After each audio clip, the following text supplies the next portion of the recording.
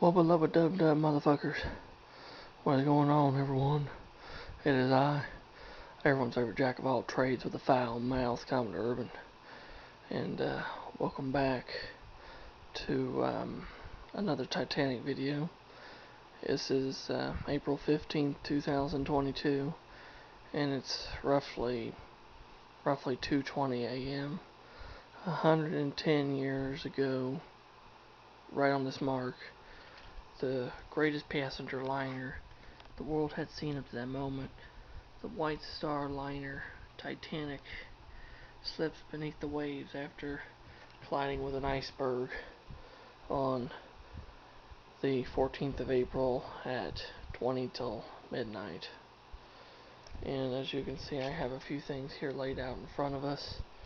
I have this 100th anniversary documentary collection with this awesome fucking image of the Titanic on the front. I love that picture. And my buddy Jerry, if you're watching, Jerry, hi buddy, I hope you're fucking enjoying this. He said that's one of his favorite pictures too, and I have to say it's absolutely fucking gorgeous picture of the Titanic. In fact, I've not watched all these yet. I've watched 2 or 3 of them, but I've not watched all of them. I need to. And of course, James Cameron's Ghost of the Abyss. I actually seen this fucking movie in the IMAX when it was released. Absolutely just beautiful fucking movie. Great movie. And of course, we got my Titanic gold coin, which absolutely one of my favorite pieces in my collection. And of course, the certificate of authenticity tells you when the coal, where it came from. And of course, one of the better books on the Titanic, An Illustrated History by Don Lynch and Ken Marshall, with introduction by Robert Daniel Ballard. But, you know, as we are commemorating the anniversary of this magnificent ship, I want to remind you guys that this terrible tragedy affected the lives of not just the 1,496 people that were still left on board, men, women, children, and crew, but also the 700 plus survivors and all of their families, and the families of the victims as well. This affected them for years, and fucking years and years and years to come. And there's probably still some families still affected by this horrible, devastating catastrophe today. And basically what I'm going to do in this video, I'm going to give you guys kind of a brief outline of the ship's timeline, and basically, you know, have a short little prayer and moment of silence service, and to commemorate and to honor everyone that was affected. So basically, the history of the Titanic. She was conceived in around 1907 by J. Bruce Ismay and Lord William Peary to counteract the Lusitania and Mauretania. She was one of 2 ships, the first being Olympic. Henceforth, she is an Olympic class liner. Her keel was laid the 31st of March of 1909, and I believe that her keel was laid the 31st of March. I'm not going to say that for certain. I'm going to look here real quick. Yeah, March 31st, 1909, the first keel plate was laid for Titanic. I was right. Alright, cool. And I'm trying to remember, she was launched, I believe she was, May 31st. Yeah, she was launched the 31st of May. Yeah, she was launched the 31st of May, 1911. And that same day, Harlan and Wolf handed over the completed Olympic to White Star Line. And it was also Lord and Lady Peary were both celebrating their birthdays on the same day. So 4 events happened that day. And of course, from the moment she was launched and was towed to the outfitting basin until roughly about late March of 1912, she was fitted out. And then she was put into the Thompson graving dock for outfitting of propellers and final coat of paint. And then, of course, she had her sea trials. Very, very brief fucking sea trials, but sea trials none the fucking less. Then she sailed late March from Belfast after she was given a passenger carrying certificate by the British Board of Trade. And then she sailed around, and then she went to Southampton, England, where she entered England like early part of April. And then for an entire week she was being prepared. She was being prepared in Southampton for her eventual leaving on the 10th at noon.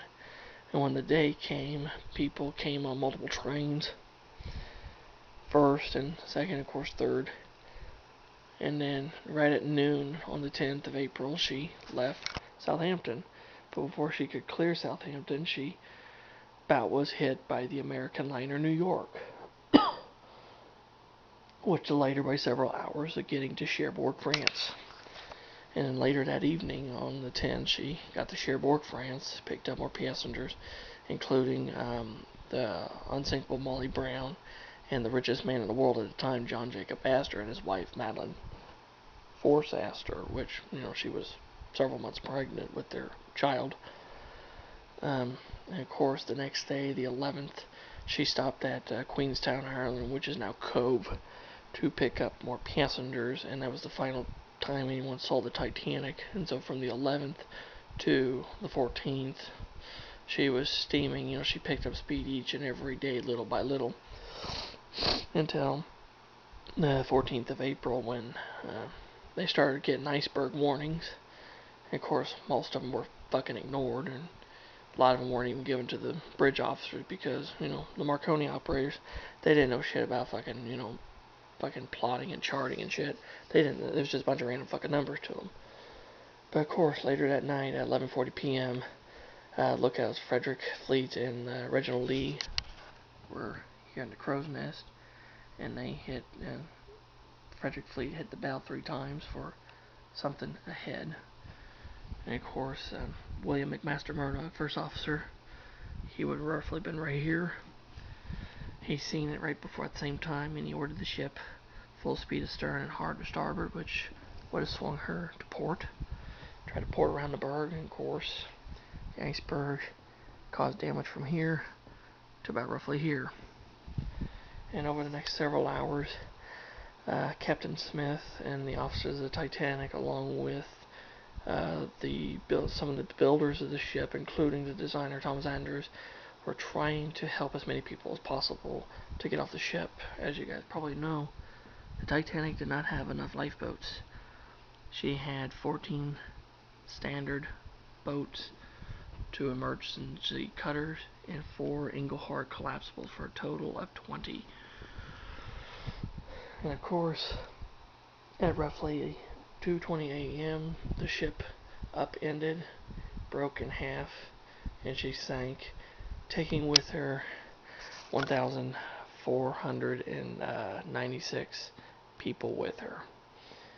And of course, later that morning, around 5-6 o'clock, the Cunard liner RMS Carpathia, captained by the Electric Spark Captain Arthur Henry Rostron, came and picked up the survivors. And of course, a few days later, on the 18th, the survivors were landed in New York to a wondering world. And of course, as we know, the Titanic's story continued onward since. So there's a bit of brief history, a little bit of a brief history lesson on the Titanic. And before I end this video on the 110th anniversary, I want to turn some of these lights out and we can see the lights of the ship and do a little bit of a quiet prayer service. So,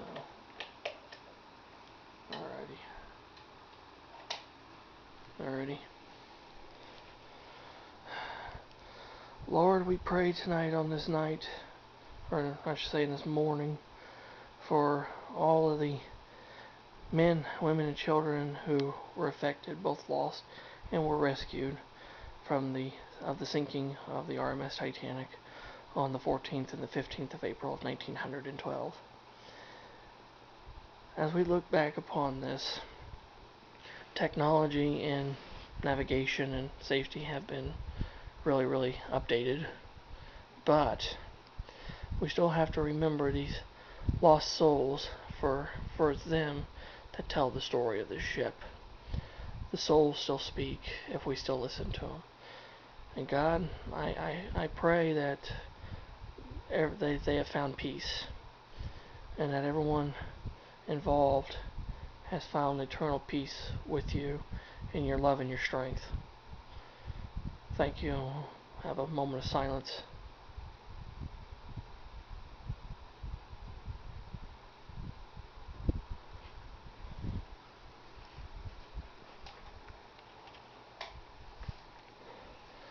Alright.